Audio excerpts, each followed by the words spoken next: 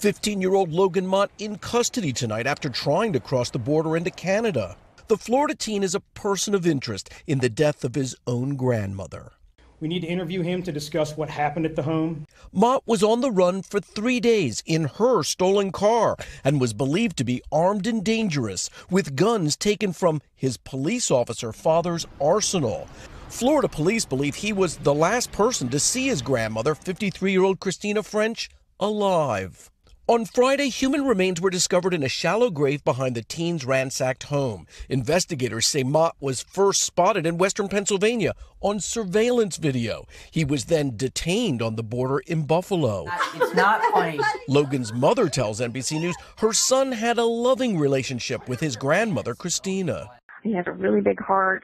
He's never said a bad word to anybody. So it's just baffling. Logan's mother and father are divorced.